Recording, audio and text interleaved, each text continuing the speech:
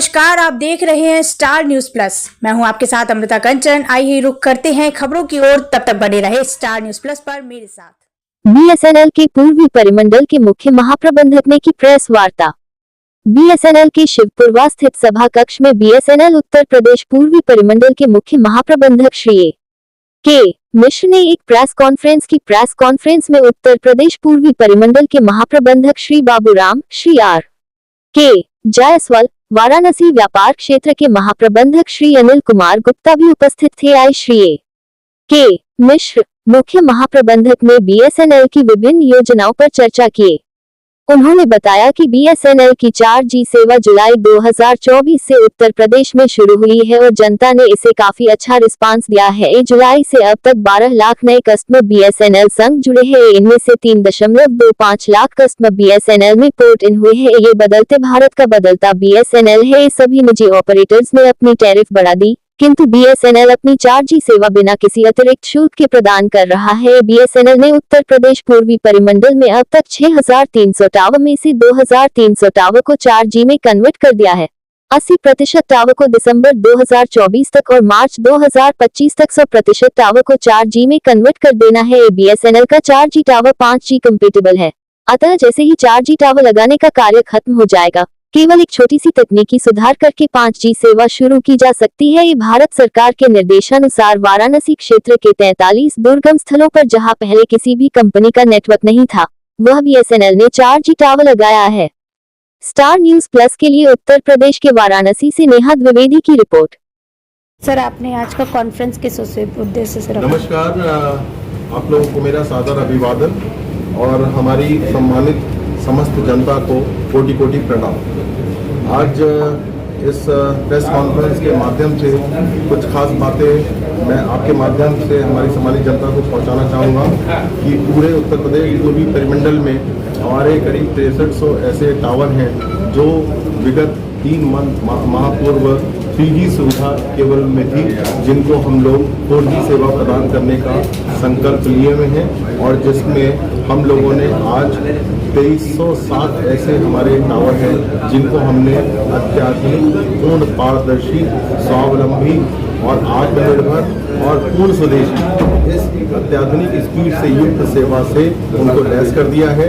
अप्रैल और ये दिसंबर तक ये हमारा प्रयास है कि जो हमारे 6300 टावर हैं इसमें करीब 80% ऐसे जितने टावर हैं उनको हम 4G सेवाओं प्रदान करें और मार्च 2025 इस वित्तीय वर्ष के अंतर हम गांव के और शहर के कोने कोने तक 4G सेवा जो पूर्णतः स्वदेशी है और पूर्णतः आत्मनिर्भर है, इसको हम अपनी सम्मानित जनता तक पहुंचाएंगे। इसके अलावा घर घर फाइबर योजना की तरफ भी हम लोग प्रयासरत हैं।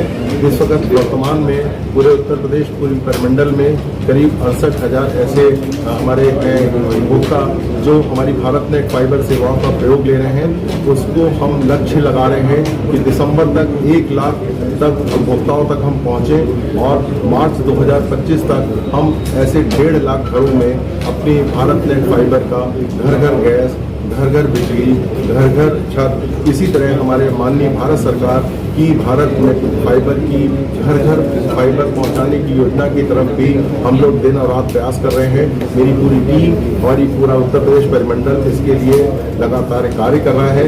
इसके अलावा हमारे उत्तर प्रदेश में करीब ऐसे 16,000 गाँव हैं जो कि अभी कुछ समय पूर्व, कुछ वर्षों पूर्व हमारे किसी भी तरह की कनेक्टिविटी से वंचित थे। आपको जान के ये बहुत ज़्यादा प्रसन्नता होगी कि हमने इनको ऑप्टिकल तंतु भारत नेट फाइबर अत्याधुनिक हाई स्पीड से युक्त जोड़ दिया है और यहाँ पे हम लोग मुफ्त में जितने भी आंगनबाड़ी है, प्राइमरी हेल्थ सेंटर हैं, प्राइमरी एजुकेशन सेंटर हैं, पंचायत भवन है, यहाँ पे हम लोग अपनी फाइबर FTTH की सेवा प्रदान करने जा रहे हैं और 500 से ज़्यादा 550 के करीब हम इन गाँव में हम लोग इस ऑप्टिकल और फाइबर सेवा का प्रदान कर चुके हैं और हमारा लक्ष्य है कि इस वित्तीय वर्ष के अंत तक हम करीब 4000 ऐसे गांव में जहां पे कोई भी संचार की सुविधा नहीं थी, वहां पे हम अपनी इस फाइबर सेवा को पहुंचा दें। इसके साथ हम वहां पे वाईफाई हॉटस्पॉट के लिए भी कार्य योजना हमारी एडवांस स्टेज पे है और हम आशा करते हैं कि इस दिशा में भी हम अपना कार्य नवंबर या मैक्सिमम दिसंबर में प्रारंभ करेंगे और मार्च 2025 तक ज़्यादा से ज़्यादा गांव में वहाँ की जो हमारी ग्रामीण जनता है, जिसको अभी तक शहर में आना पड़ता था विभिन्न कार्यों के लिए, अब उनको गांव से शहर में इस तरह की किसी समस्या के लिए शहर में आने की ज़रूरत नहीं है। वहाँ पे हम उनको वाईफाई भी सेवा देंगे और फाइबर की सेवा भी देंगे। इसके अलावा ऐसे बहुत सारी जगह है पूरे उत्तर प्रदेश में जहाँ पे रोड कनेक्टिविटी की प्रॉब्लम है या फिर वहाँ पे बहुत ही विषम और दुर्गम लोकेशन है जहाँ पे किसी भी तरह का कोई भी कवरेज नहीं है। आपको जान के ये भी हर्ष होगा, माननीय प्रधानमंत्री जी, माननीय भारत सरकार के अथक सहयोग से आज BSNL ने ऐसे 93 प्लेसेस प्रथम चरण में आइडेंटिफाई किए हैं जहाँ पे कोई भी किसी तरह का भी सिग्नल कम्युनिकेशन नहीं था।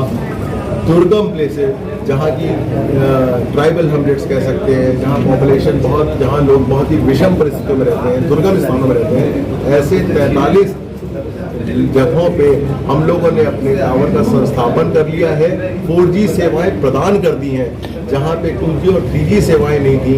आप ये जान के खुश हो सकते हैं कि वहाँ पे 43 जगहों पे हम लोगों ने 4G सेवाएं प्रदान कर दी हैं और हम उम्मीद करते हैं कि ये इस माह के और इस वित्तीय वर्ष के समाप्ति तक 93 जितने भी लोकेशंस हैं उसमें 100% लगा देंगे और दिसंबर तक आप ये कह सकते हैं कि हमारे 80 ऐसे क्षेत्र टोटल कवर हो जाएंगे, क्योंकि कुछ क्षेत्र बहुत घने जंगलों में हैं जहाँ पे थोड़ा सा हमारा फॉरेस्ट से वार्ता चल रही है, कुछ लैंड एक्विजिशन की बात चल रही है। तो हमारा संकल्प है कि 75 से 80 ऐसी जगह शुरू कर रहा है। इसके लिए जो 4G की तरह आप काम कर रहे हैं, अभी कई क्षेत्रों में नहीं हुआ है, जिस तरह भी काम कर रहे हैं, तो 5G सेवा कब से शुरू करें? 5G सेवा के बारे में मैं आपसे एक इतना बताना चाहूँगा। BSNL में 5G कैप्टिव नेटवर्क की सुविधा उपलब्ध है। कैप्टिव नेटवर्क मतलब हुआ कि जो हमारे महत्वपूर्ण प्रतिष्ठान हैं, चाहे डिफेंस के हों, चाहे पावर के हों, चाहे एग्रीकल्चर के हों, इस तरह के प्रतिष्ठानों के लिए पूर्णतः सिक्योर्ड नेटवर्क हम पूरे प्रतिष्ठान में प्रोवाइड करने की क्षमता रखते हैं और इस दिशा में कोल इंडिया लिमिटेड के साथ हम लोग काम कर रहे हैं। हाल में ही सिंगरौली मध्य प्रदेश में इसमें ट्रायल भी किया गया है और ये कॉमर्शियल लॉन्च इसका जो 4G संस्थापन हमारा जो कंप्लीट हो रहा है, क्योंकि ये 4G हम अभी 700 मेगाहर्ट्ज बैंड पे यूज़ कर रहे हैं, ये 5G का ही बैंड कहलाता है। ये 5G पे बैच करना है, तो मैं उम्मीद करता हूँ कि माननीय भारत सरकार हमारे इस 4G संस्थापन के पूर्ण होने के बाद इमीडिएटली हम लोग 5G की तरफ भी स्विच कर जाएंगे। 5G आज की देश में आज की दशा में देखा जाए तो 5G की रिक्वायरमेंट महत्वपूर्ण प्रतिष्ठानों में ही ज़्यादा जरूरत पड़ती है। आम जनता, सामान्य जनता के लिए 3G और 4G का प्लेटफॉर्म, आप समस्त सोशल मीडिया प्लेटफॉर्म को कोई भी आप एप्लीकेशन देखना चाहेंगे तो वो तुरंत की तुरंत वहाँ पे मिलती है। हालांकि पिछली 3 सेवाएं हैं, जियो हो गया चाहे एयरटेल हो गया, उसे पोर्ट करा के BSNL में कितने कस्टमर बढ़े होंगे अभी तक? इस दिशा में भी बहुत ही उत्साहवर्धक हमको हमारे माननीय का रिस्पॉन्स मिला है। हमारे जुलाई, अगस्त और सितंबर माह जो अभी कंप्लीट नहीं हुआ है, 12 लाख से ज़्यादा उपभोक्ताओं ने BSNL के प्रति अपनी आस्था और विश्वास दिखाया है और वो BSNL से जुड़े हैं और नए उपभोक्ता, इसके साथ ही साथ 3 लाख और ऐसे उपभोक्ता हैं, 3.25 लाख, जो कि